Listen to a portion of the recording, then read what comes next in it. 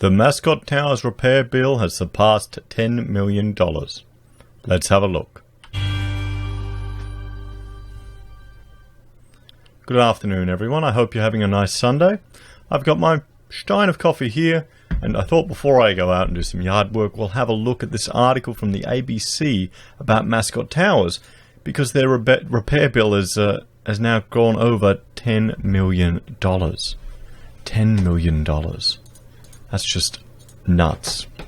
So, Mascot Tower's repair bill passes $10 million as residents hit with special levy funding arrangement.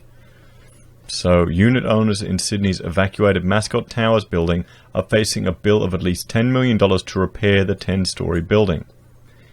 In a move one resident described as devastating, the ABC can reveal owners will vote on a $10 million special levy to fund Stage 1 of the remedial works for the 132-unit block in a meeting later this month. And this is only Stage 1. The Mascot Towers complex in Sydney's south was evacuated in June after engineers spotted cracking in the perimeter support structure.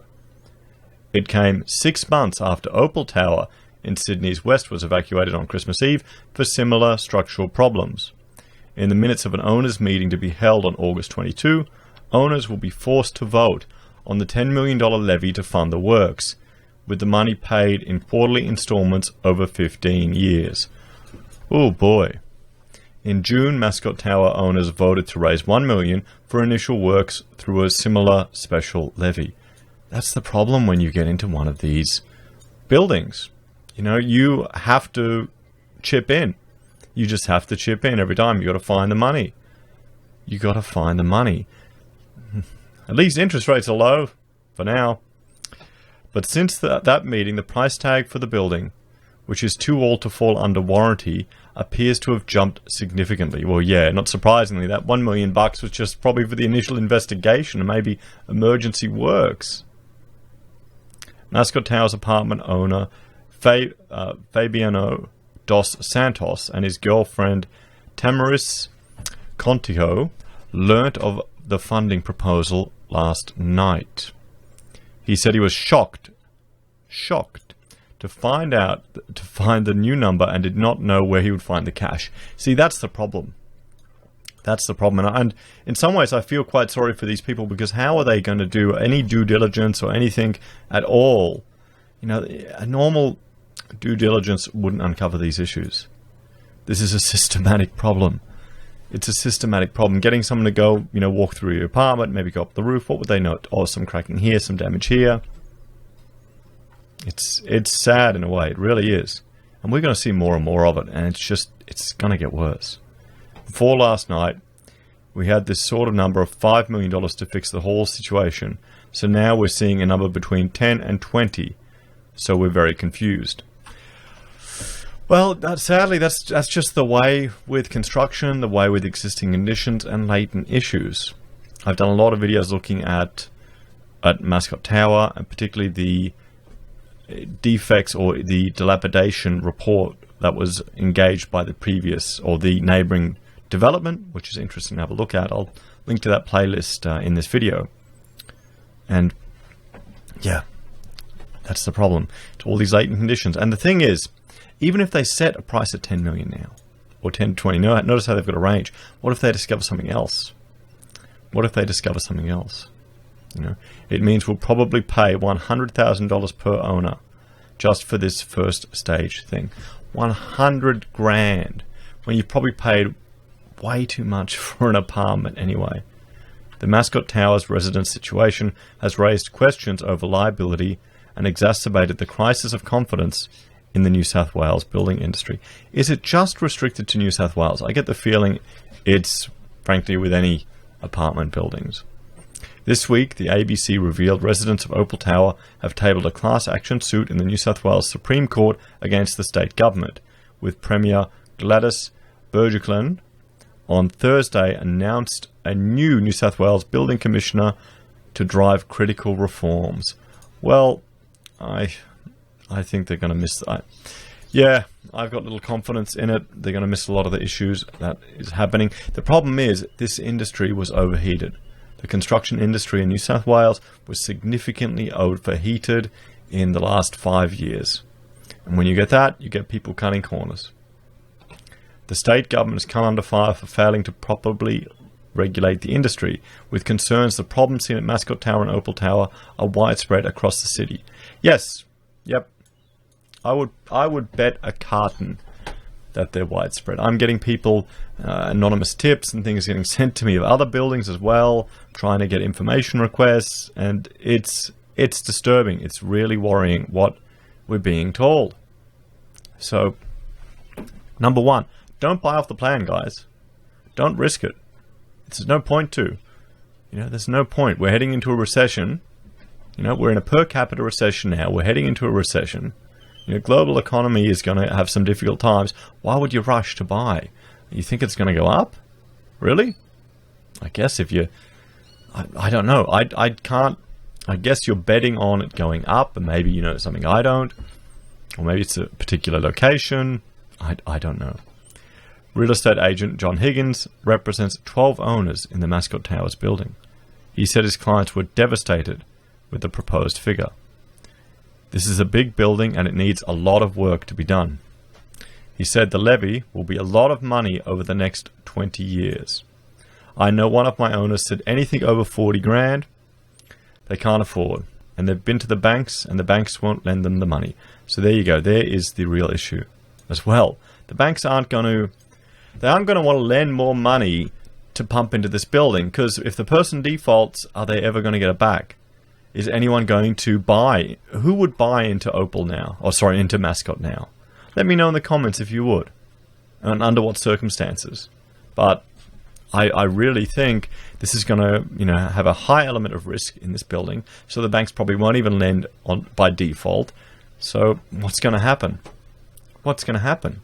People are going to have to come up with the money. Or what they'll do is they won't be able to pay, they won't be able to contribute, and then it'll be just a cluster where everyone's suing each other in this complex, or the strata starts suing owners, then starts kicking people out of their house, and you can just imagine what is going to happen over the next decade in this place.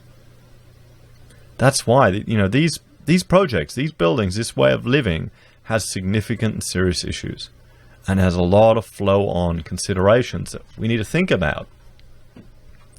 At the August 22 meeting, residents will debate a proposal to engage lawyers and a barrister. The residents will also vote to initiate legal proceedings in the New South Wales Supreme Court to seek an access order to the neighbouring property, 27 Church Avenue, to investigate damage to common property. Under New South Wales law, building defects are covered under warranty for 6 years after completion of a development, with experts predicting residents will struggle to find someone to sue. Like all the residents of the 10-year-old building, Mr. Dos Santos and his girlfriend were forced to find a new home after being evacuated in June. The New South Wales government has offered 3 months of rental assistance, but this is due to run out months before the Mascot Towers is expected to be safe to occupy. Mr. Dos Santos said he was worried. This is one of the first time in my life I don't know what to do. So this is a difficult situation for these people to be in. How can we address this? How is our new, New South Wales new government building commissioner that they've got in place, how would you address this? How would you address this? Do we need to have better regulation? Well, we already have. We already have. We're starting to see these issues, similar construction issues throughout the whole country. In Victoria, you've got the fire cladding issue. In New South Wales, we've got the triangle of fail. And I will bring up my Google Earth Pro just to remind everyone where it is. Because, we've got these issues. And Queensland, we're starting to see them as well. We just recently had the Johnston building with water leaks and an owner unable to get access to their building for years. Now, we've got, here we go. I'll zoom in. We'll just jump here. You can see we're starting to see an issue, southern part of Sydney really, with some of these buildings. There are problems happening. So we need to start thinking about it. Is there a way that we can inform and arm users or buyers maybe like you've got credit ratings for bonds. Could you have credit ratings or risk ratings for different developers? Looking at how it was done. I mean, let's spitball a few ideas here. I'll do my drawing again. I'll get that working. How we going? So, I mean, what could you do? What could you do if you say you had an AAA developer, and they had maybe a clerk of works? Tick. They had a traditional procurement.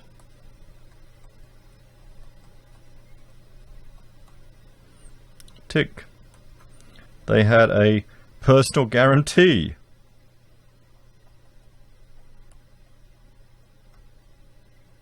Oh, the pen's not working. Maybe the battery's running out.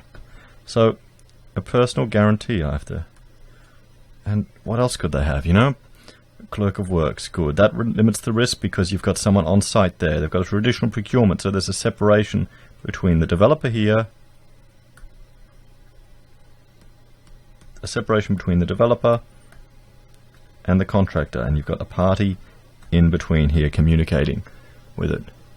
Clerk of Works, traditional, and then you need to find a way to get this information out to people. So I'm trying to think of ideas of how this can be dealt with. I really am, and I'd like you all, please, if you have them, guys, let me know in the comments. Because, let me know in the comments of any ideas or suggestions you have. Because I think it would be something valuable to try and formulate and put together. And take to our members of parliament, put it on the table to professional bodies. Because right now, I keep hearing we need to have more people registered. We need to have more professional accountability. Where there needs to be better approaches. Why aren't clerk of works looked at again? Why isn't traditional procurement? Personal guarantees from developers, extended warranty requirements, something a little bit outside of the box. Because otherwise, I get the feeling it's just going to be the same stuff again and again. Anyway, guys, thank you for joining me for this episode. Please like, share, and subscribe. Let me know your comments and your suggestions. Ding the bell, and I'll see you all next time. Have a great Sunday. Bye, everyone.